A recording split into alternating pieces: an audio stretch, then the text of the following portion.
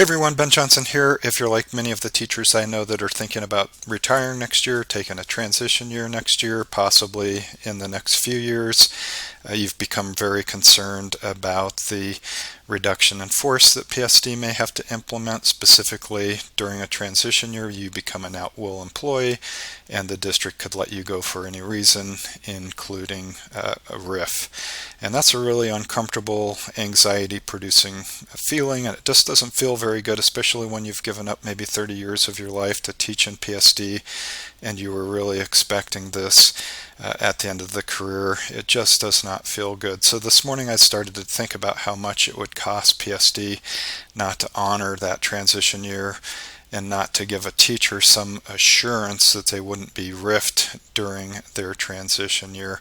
So let's go through those numbers. First things first, the extra money in a transition year does not come from PSD. Okay, it's paid by para. So if you're thinking somehow that teachers are cheating the system or something like that, that's just not the case. PSD doesn't pay any extra. That money is their pension from para that they earned by working for X number of years in the system. There is no extra cost borne by PSD, period. So if there are any misconceptions about that, hopefully I've cleared that up now. However, there is a tremendous cost savings to PSD by honoring a transition year, giving some teachers assurance that they're not going to get riffed during their transition year. So let's go through those numbers. I think that you'll be shocked by how much it could cost PSD not to honor that transition year. Okay, the first one, and probably the biggest, is that during a transition year you make roughly double of what you would have made in a regular year, because you're getting your teacher salary plus you're getting your pension. So a lot of teachers, if they know that that's not a guarantee for them any longer, they're not going to have any assurance of that, may choose just to work an extra year. Honestly, that's what I would have done, because I needed that extra money for my kids' college and whatnot. Okay, and so how much would that cost the district? Well, a teacher deciding to work an extra year to make up that amount is going to get paid $100,000. Had they been given that transition year the year before, they would have been replaced by probably a new young teacher that's making more like $60,000 a year. So right off the bat, every teacher that decides to work that extra year to make up that transition year money that they would have gotten is going to cost the district another $40,000. And there's no guarantee that they would stop at just 1 year. That's the nice thing about the transition year for the district, is the teachers agreeing to hang it up. If they don't get that guarantee and they never have to commit to that, they could keep going on inevitably until they hit 100% on their para chart. So this number could actually be much higher for a teacher that's just hemming and hawing about that decision. One of the intentions, I think, of a transition year is to get a teacher to make a decision to retire. Okay, longevity pay would get paid during a regular year, but not during a transition year. The district doesn't pay that longevity pay, so a veteran teacher is going to get paid $4,500 during that regular year. Had they been honored a transition year, district wouldn't pay that. Okay, pay raise for a teacher on the salary scale. Again, during a transition year, no pay raise. During a regular year, they'll get the step on the pay scale plus any cost of living raise as well. So that's going to be another $1,000 or so, depending on where you happen to be on that pay scale. I just used 1,000 because it looked like a good average for a veteran teacher.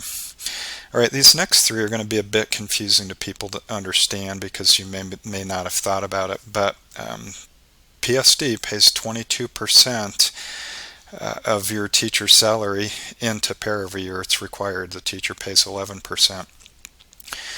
During those HAS years, those highest average salary years, typically teachers will move their health insurance to post-tax, and so that means the district is paying 22% towards para for that money that got moved to post-tax. Okay.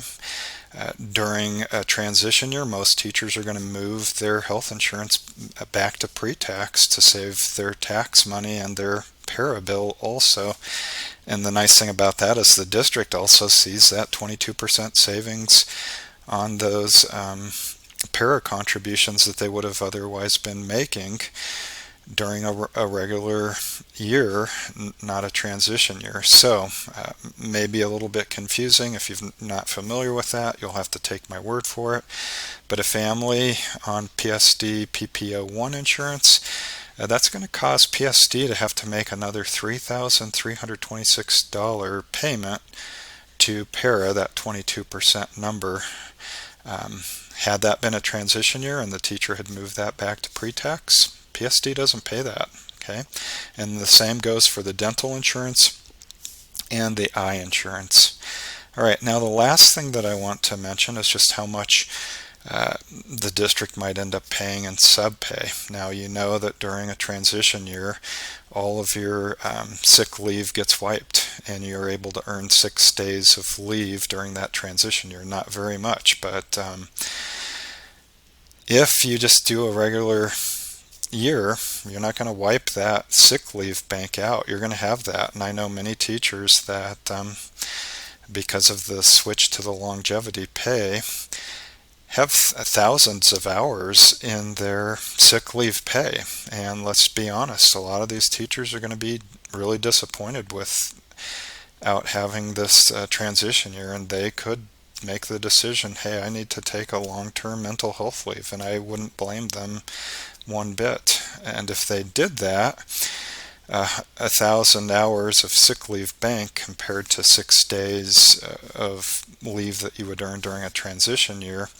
If you do that math with the sub costing about $150 a day, a teacher that goes on a long-term mental health leave or something to use up all of their sick leave hours, that's going to cost the district $17,850 to pay that sub. And then let's be honest, that classroom is not going to be a great experience for those students that last 3, 6 months, whatever it would be, that leave. And so there's a cost beyond the monetary cost. And so in a worst case scenario, I could see the grand total costing the district $67,000 not to honor or give teachers assurances that they wouldn't be rift during a transition year, so they just continue to work another regular year.